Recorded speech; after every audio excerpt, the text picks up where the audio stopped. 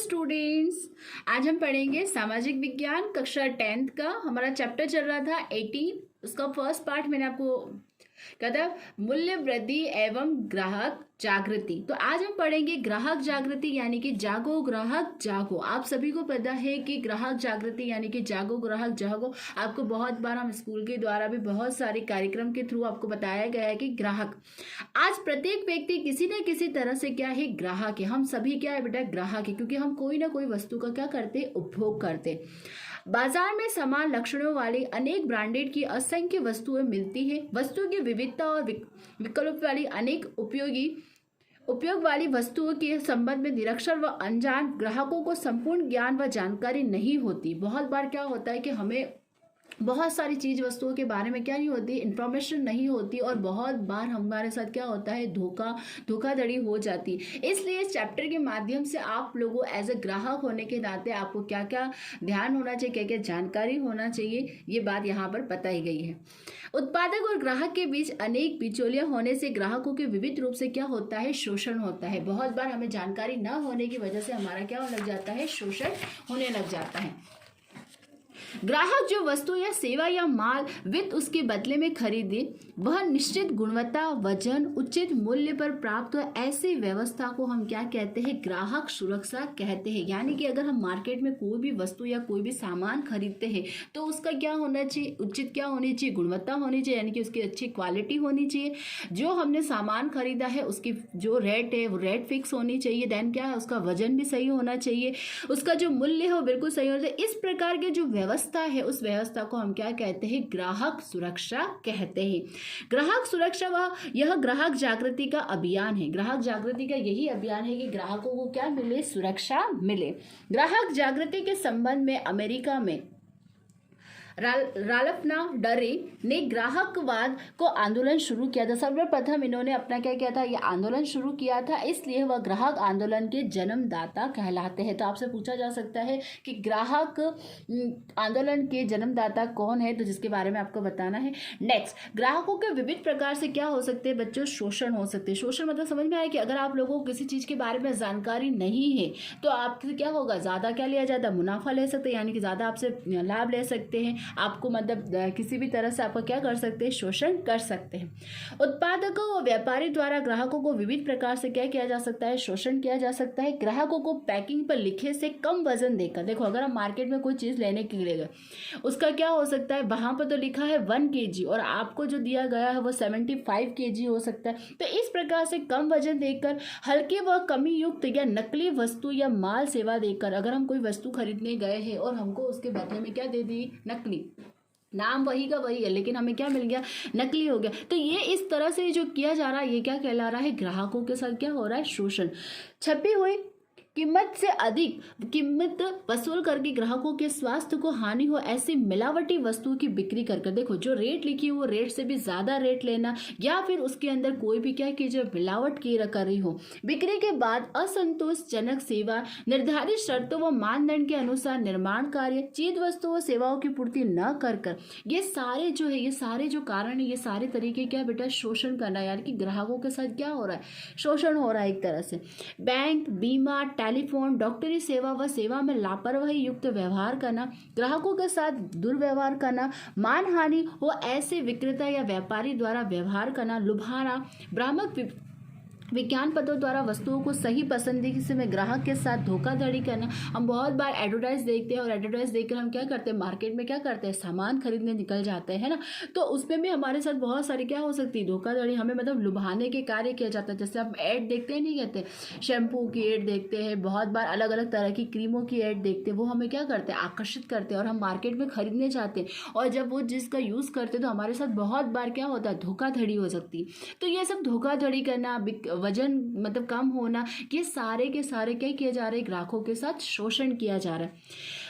विक्रय कला, वस्तु की विक्रय जिससे ग्राहकों को शारीरिक व मानसिक नुकसान को भोगना, इस प्रकार के नकली माल सामान बेचकर कृत्रिम कमी उत्पन्न करना, अपूर्ण जानकारी देना, ग्राहकों के साथ क्या किया जाता है, शोषण किया जाता है। तो इन सारे जो शोषण किए जा रहे हैं उसके प्रति क्या किया रहा है, ग्राहकों को क्या किया जा रहा है, जागृत करना। तो अब हम आगे ये पढ़ते हैं कि ग्राहकों के कौन कौन से क्या होते हैं, अधिकार होते हैं। ग्राहकों के अधिकार, अधिकार कहाँ पर बच्चों क्या है, हक। हमारे एज ए ग्राहक होने के नाते हमारे क्या क्या हक है। बाजार में मिलने वाले विविधपूर्ण अनेक वस्तुओं की जानकारी के अभाव में ग्राहक सही वस्तु की पसंदगी में भूल करता है, अपने द्वारा खर्च किए गए धन को पर्याप्त बदला प्राप्त नहीं कर सके, जिसका धन व्यर्थ जाता है। हम बहुत बार क्या करते हैं बेटा, कोई भी चीज़ खरीदते हैं और उसके बारे में हमको पूरी तरह से क्या हो इन्फॉर्मेशन नहीं होती, तो हम क्या करते हैं उस वस्तु को खरीद लेते हैं। तो इस प्रकार से हमारे साथ क्या होता है, हमारा धन यानी कि हमारे पैसे तो खर्च हो जाते हैं और हमें बदले में क्या होती है, मिलावटी वस्तु मिल जाती। तो उस कंडीशन में हमारे क्या क्या अधिकार हैं, हम किस प्रकार से अपनी क्या कर सकते हैं, अपनी शिकायत को दर्ज कर सकते हैं, किस प्रकार से हम क्या मतलब एज ए ग्राहक होने के नाते हम क्या क्या कर सकते हैं, उसके बारे में यहाँ पर बताया है। स्वयं ठगे जाने के अफसोस करते हैं, अपने आप को ये कहते हैं कि यार मैंने ये खरीद लिया, ये मेरी गलती है। स्वयं को ठगे जाने का अफसोस करते, हल्की गुणवत्ता वाले, बनावटी, मिलावटी, नीची गुणवत्ता की खाद्य वस्तु खरीद कर अनेक रोगों को क्या करते हैं, हम आमंत्रण देते हैं। जैसे खाद्य वस्तु का अगर उपयोग करके हम क्या कर सकते हैं, अगर उनको हम खा लेते हैं तो उससे क्या हो सकता है, विभिन्न प्रकार की क्या हो सकती है, हमें बीमारियां हो सकती हैं, जिससे स्वास्थ्य को तो क्या होता है, नुकसान होता है। वही अगर हम बात करें, कम नाप तोल भी हो सकता है, मिलावटी हो सकती है, बनावटी हो सकती है, ठगी, कीमतियों में लूटपाट करना, कीमत जो रकम है उससे भी ज्यादा रकम लेना। तो इस प्रकार से हमारे साथ क्या लूटपाट, भ्रष्टाचार जैसी अनीतियों से समाज के नैतिक स्तर क्या हो रहा है, लगातार क्या हो रहा है, गिरता चला जा रहा है। उत्पादक व्यापारी दोनों ही अपनी उत्पादित वस्तु में मूल्य संग्रह प्रवृत्ति, एक रूपता व पारदर्शिता रखे, इसके कारण कानून में व्यवस्था की गई है। इन व्यवस्थाओं से ग्राहक जागृति बनाना तथा वह धोखाधड़ी के विविध तरीकों, गलत पद्धतियों के विरुद्ध लड़ाई किस तरह से लड़ सके, उससे संबंधित शिक्षण यानी कि पढ़ाई के और विविध उपयोगी जानकारी देने के लिए कई अधिकार यहाँ पर कानून के अंदर बनाए गए हैं। तो इन अधिकारों की बात करें तो सबसे पहला अधिकार है हमारा सलामती का अधिकार। यदि उत्पादन प्रक्रिया के अंत में चीज, वस्तु या सेवाओं में ग्राहक की जान या खतरा हो, स्वास्थ्य के लिए हानिकारक हो जाता है, तो उसके विरुद्ध उसे रक्षण सुरक्षा प्राप्त करने के लिए ग्राहक को यह अधिकार दिया जाता है कि उसे क्या है, सलामती का अधिकार है। मान लीजिए हमने कोई मार्केट में चीज वस्तु खरीदी और उसकी वजह से अगर हमें क्या होता है, किसी भी प्रकार से क्या हो, हानि पहुंचे, तो हमारे पास ये अधिकार है, हम क्या कर सकते हैं, उसके प्रति क्या कर सकते हैं, शिकायत दर्ज। नेक्स्ट अधिकार होता है जानकारी प्राप्त करने का अधिकार। अगर हम कोई वस्तु या खरीदते हैं तो उससे रिलेटेड हमें सारी इंफॉर्मेशन हम क्या कर सकते हैं, प्राप्त कर सकते हैं। ये अधिकार भी क्या दिया गया है, कानून के द्वारा ऐसे ग्राहक के दिया गया। नेक्स्ट है पसंदी करने का अधिकार। हमें कोई भी वस्तु अगर हम मार्केट में खरीदने जाते हैं तो हमें पूरा अधिकार है कि हम अपनी चॉइस यानी कि अपनी पसंद से क्या कर सकते हैं, उसको खरीद सकते हैं। उसकी गुणवत्ता, सारी चीज़ों की हम क्या कर सकते हैं, उससे जानकारी प्राप्त कर सकते हैं। प्रस्तुति करने का अधिकार। प्रस्तुति करने का अधिकार यहाँ पर हर तरह से ग्राहकों के कल्याण संबंधी जो भी अधिकार है यहाँ पर उसकी क्या की जाती है, सुनवाई की जा सकती है। शिकायत निवारण का अधिकार। अगर हमारी कोई भी शिकायत है, अगर हमने किसी भी वस्तु अगर हमने खरीदी और हमारे साथ अगर किसी भी तरह की धोखाधड़ी हुई है तो हमारे जो शिकायत है उसका निवारण करने का भी अधिकार हमें दिया। तो ये सारे बच्चों क्या थे, ग्राहकों के अधिकार थे। आगे हम पढ़ते हैं ग्राहकों के कर्तव्य। ग्राहकों के क्या क्या कर्तव्य, एज ए ग्राहक होने के नाते हमारे क्या क्या कर्तव्य हैं।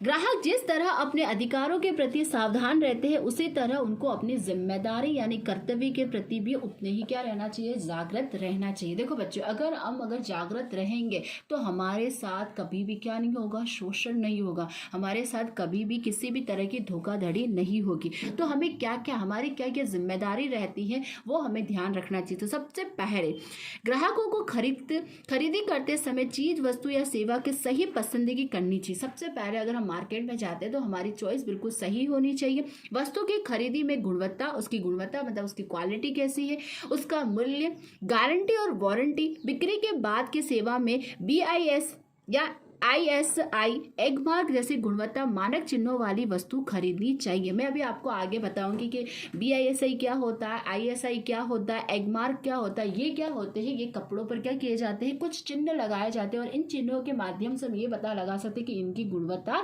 कैसी है। तो इन आदि बातों का हमें क्या करना चाहिए, ध्यान रखना चाहिए एज ए ग्राहक होने के नाते। बिजली व इलेक्ट्रॉनिक्स उपकरणों को खरीदी करने समय हमें स्टैंडर्ड अथवा ब्रांडेड नाम वाली वस्तु की खरीदी को प्राथमिकता देनी चाहिए। जिनको आप देखते हैं ना स्टार लगे होते हैं, जिनको 5 स्टार इस तरह से मिलते हैं, जो स्टैंडर्ड हो या जो ब्रांडेड हो, उन्हीं वस्तुओं को हमें क्या करना चाहिए, खरीदना चाहिए। तो एज ए ग्राहक होने के नाते ये हमारा परम कर्तव्य है। नेक्स्ट दूसरा हमारा ये कर्तव्य है, खरीदी गई समय विविध वस्तुओं में से वस्तु की पसंदी के समय में निर्णय लेते समय वस्तु की सभी जानकारी हमें पता होनी चाहिए। लेबल और घोषणा संबंधी जांच करके अवस्था होकर समझदार और जागृत ग्राहक बनकर जवाबदार पूर्वक निर्णय कर खरीदारी करनी चाहिए। मतलब सारे लेबल वेबल चेक करने चाहिए, उसकी गुणवत्ता को देखना चाहिए, उसके बाद हमें क्या करना चाहिए, उसे क्या करना चाहिए, खरीदना चाहिए।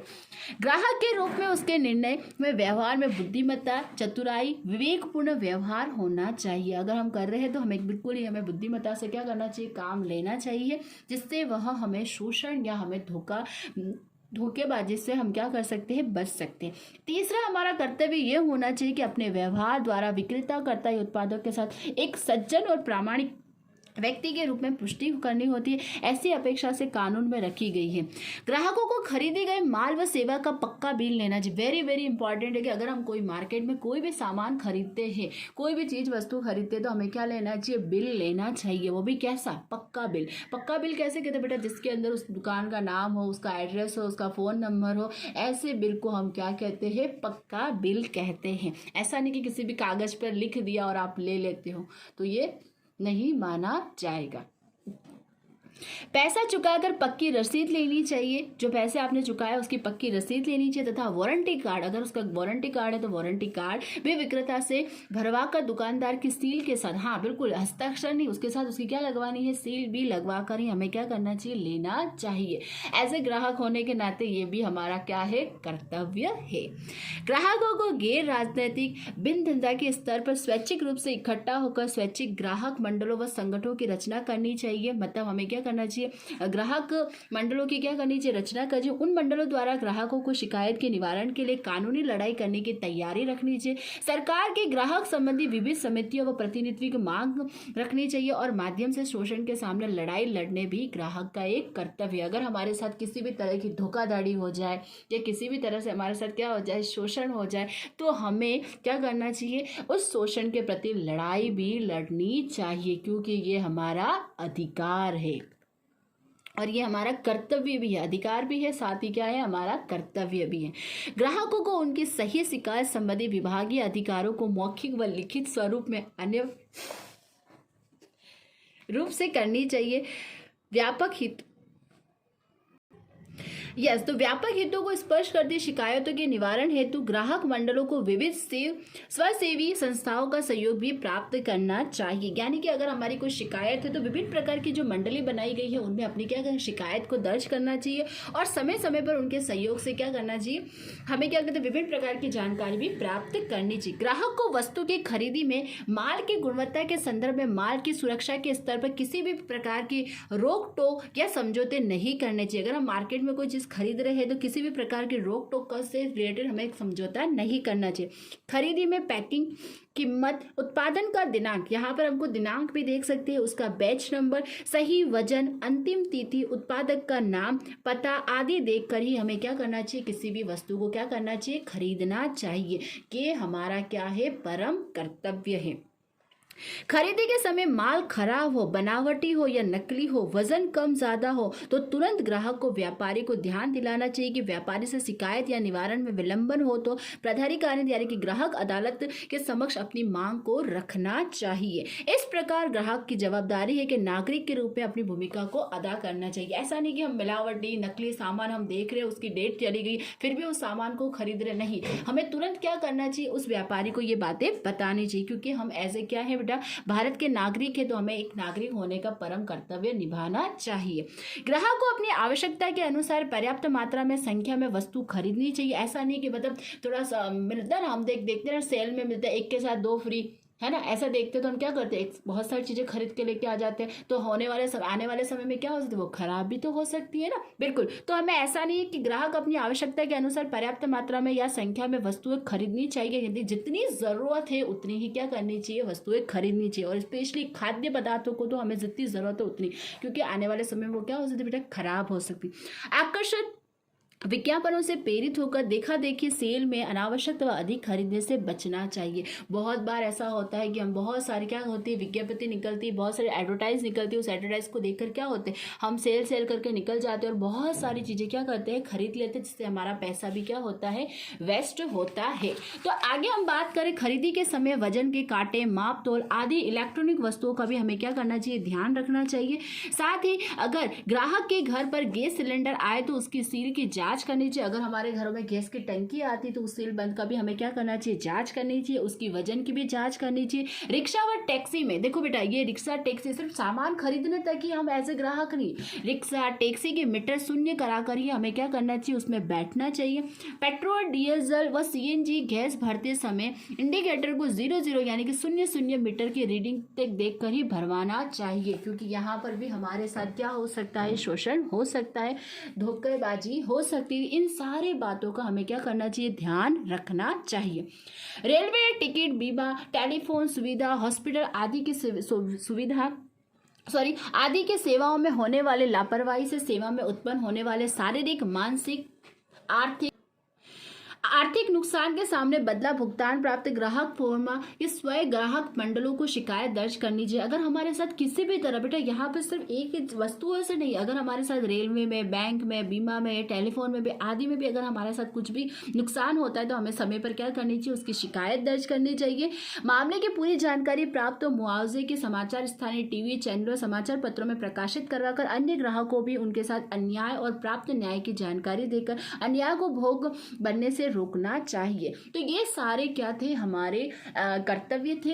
एक और है, अगर हम विभिन्न प्रकार के मंडलों, विभिन्न प्रकार के सेमिनार, विभिन्न प्रकार के परिसंवाद, यहाँ पर भी हमें जुड़ना चाहिए, क्योंकि जिससे क्या हो, हमें विभिन्न प्रकार के ग्राहक के प्रति क्या हो, ग्राहक के प्रति हमें और भी बहुत सारी क्या हो, जागृति प्राप्त हो। तो ये सारी बातें करी थी कि एज ए ग्राहक होने के नाते हमारे क्या क्या कर्तव्य। अब मैं आपको कुछ तुलना, माप व चीज वस्तु की शुद्धता को प्रमाणित करने वाले कुछ यंत्र बताऊंगी, जिसके द्वारा हमें क्या हो कि ग्राहक होने के नाते हमें ध्यान रखना चाहिए।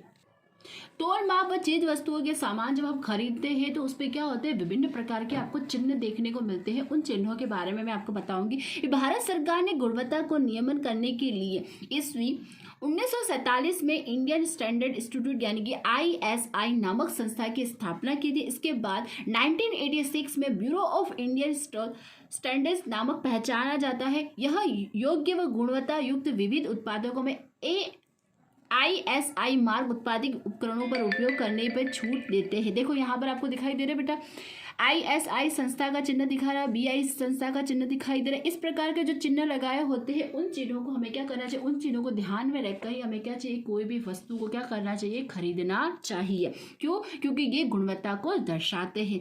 कृषि पर आधारित चीज वस्तु, वन उपज, बागवानी, पशु आहार की गुणवत्ता का मानक चिन्ह एगमार्क लगाने का कानूनी खेती बाड़ी उत्पन्न बाजार कानून जो है 1937 तथा भारत सरकार ने डिपार्टमेंट ऑफ मार्केटिंग इंटेलिजेंस संस्था DMI द्वारा एगमार्क उपयोग करने का आदेश दिया। अगर हमें कोई भी वस्तु अगर कृषि संबंधी खरीदनी है तो वहां पर कौन सा मार्क देखने को जरूरत पड़ती है, DMI का चिन्ह हमें क्या करना चाहिए, देखना चाहिए। और अगर हम गुणवत्ता युक्त कोई वस्तु देखनी है तो उसके लिए कौन सा मार्क होना चाहिए, ISI मार्क होना चाहिए। और ISI मार्क का चिन्ह कुछ इस प्रकार का होता है, आपको ये ध्यान रखना है। ये किसका चिन्ह है, ISI संस्था का चिन्ह है, जो किसको दर्शाता है, गुणवत्ता को दर्शाता है। अगर हम कोई कृषि संबंधी वस्तु खरीद रहे हैं तो उस पर कौन सा मार्क होना चाहिए, DMI मार्क होना चाहिए।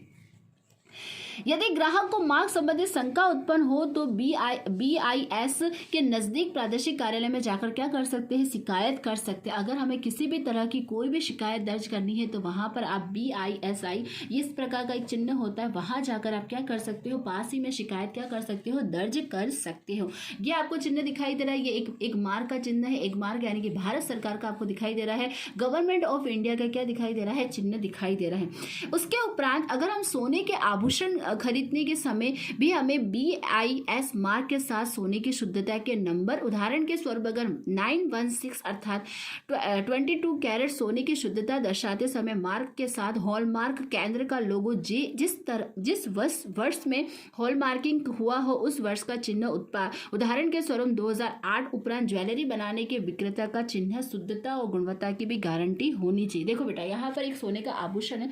इस सोने के आभूषण में आपको क्या क्या ध्यान रखना चाहिए? सबसे पहले तो उस पर एक मार्क होगा जिसका नाम होगा BIS। कौन सा मार्ग होगा? BIS का मार्ग होगा। फिर वहां पर आपको क्या दिखाई देंगे और आपको क्या देखने को मिलेगा? एक नंबर देखने को मिलेगा। ठीक है, कौन सा? एक शुद्धता का क्या देखने को मिलेगा? नंबर देखने को मिलेगा। वही आपको ये बता रखा है कि वो शुद्ध है या नहीं, मतलब जो 22 कैरेट सोना है वो शुद्ध है या नहीं। जे का आपको कुछ इस प्रकार से हॉल मार्किंग निशान देगा, जिस वर्ष में बना होगा उस वर्ष का यहाँ पे बता रखा होगा, इजहार कर रखा होगा। तो ये सारी चीजें सोने के आभूषण खरीदते समय क्या हमें ध्यान रखना चाहिए कि उस पर BISI मार्क लगा हुआ है या नहीं, उस पे नंबर लगे हुए हैं या नहीं, उस पे होल मार्किंग जो है वो लगी हुई है नहीं। इस तरह से हमें जो भी वस्तु हम क्या कर रहे हैं, खरीद रहे हैं, तो उस पे जो चिन्ह है वो है या नहीं, क्योंकि अगर चिन्ह लगे होंगे तो वो गुणवत्ता को दर्शाते हैं। नेक्स्ट हम बात करते हैं किसकी बेटा? अगर हम कोई खाद्य पदार्थ खरीदते हैं, ठीक है, फूड प्रोडक्ट ऑर्डर अगर हम करते हैं तो उस पे FPO यानी कि फूड प्रोडक्ट ऑफ का मार्क, यानी कि जैसे जाम अगर आप खरीद रहे हो, फ्रूट खरीद रहे हो, जूस कैन टीन के पैक किए गए फल या सब्जी के उत्पादन की वस्तुओं पर लगाया गया होता है। कौन सा मार्क लगाया जाता है? ये मार्क लगाया जाता है फूड प्रोडक्ट के ऑर्डर पर। इस प्रकार का क्या लगाया जाता है? मार्क लगाया जाता है। आप कोई भी वस्तु अगर पैकिंग की खरीद रहे हो, सब्जी है, जाम है, इस तरह के शॉस के पैकेट है, उस पर क्या लगाया जाता है? FPO का मार्क लगाया होता है। फिर नेक्स्ट अगर हम बात करते हैं तो कौन सा मार्क है? आप देख रहे हो वुल मार्क। अगर हम कोई ऊनी वस्तु को क्या करते हैं, खरीदते हैं, ऊन की बनावटों वाले पोशाकों को खरीदते हैं, तो वहां पर कौन सा इस प्रकार का मार्क दिखाई देता है, उसे हम कौन सा मार्क कहते हैं? आप बिल्कुल इस चिन्ह को ध्यान से देखिएगा, ये कौन सा मार्क दिखाई दे रहा है बेटा? आपको वुल मार्क है।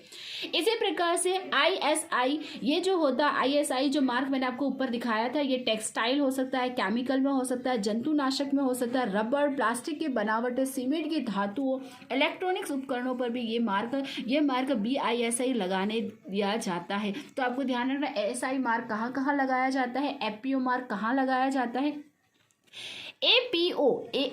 MPO यहाँ पर दे रखा meat progressive of the mark मांस मटन के उत्पादन में, अगर यानी कि जो नॉनवेज होता है उस पर भी क्या किया जाता है, अलग तरह के क्या लगाए जाते हैं, मार्क लगाए जाते हैं। जैसे कि MPO ये जो होता है ये किस पे लगाया जाता है? ये दिखाई दे रहा है आपको, ये जो MPO दिखाई दे रहा है, ये MPO किस पे लगाया जाता है? जो मांस मीट जो नॉनवेज के प्रोडक्ट होते हैं उस पर क्या किया जाता है, ये क्या लगाया जाता है, ये चिन्ह लगाया जाता है। नेक्स्ट जो है हमारा HACCP, ये कहाँ लगाया जाता है? तो ये कहाँ लगाया जाता है बच्चों? ये मार्क प्रक्रिया द्वारा यहाँ तैयार के खाद्य उत्पादों पर क्या किया जाता है, इनका निशान लगाया जाता है। तो यहाँ पर मैंने विभिन्न प्रकार के आपको क्या दिखाए थे, चिन्ह दिखाए थे। और इको चिन्ह होता है इको, इको जैसे इस प्रकार का आपको देखने को मिलेगा, ये होता है इको। मार्क साबुन, डिटर्जेंट, कागज, लुब्रिकेटिंग ऑयल, पैकिंग मटेरियल, रंग रसायन, पाउडर, कोटिंग, बैटरी, ये इस प्रकार के लकड़ी के बदले वस्तु, चमड़े की, प्लास्टिक की बनावटों पर आपको इस प्रकार से जो इको फ्रेंडली यानी कि पर्यावरण फ्रेंडली होते हैं उन पर क्या लगाया जाता है, इको का मार्क लगाया जाता है। इसी प्रकार से ISO का भी मार्क लगाया जाता है। ISO का जो चिन्ह होता है वह कहाँ लगाया जाता है, अंतर्राष्ट्रीय स्तर के संस्थाओं पर क्या किया जाता है, ISO का क्या किया जाता है, मार्क लगाया जाता है। तो यहाँ पर हमने विभिन्न प्रकार के क्या देखे थे, विभिन्न प्रकार के हमने चिन्ह देखे थे। और ये विभिन्न प्रकार के चिन्ह क्या होते हैं, हमें क्या करते हैं, वस्तुओं की गुणवत्ता को दर्शाते हैं। तो इसी के साथ आपका ये चैप्टर समाप्त होता है। Thank you.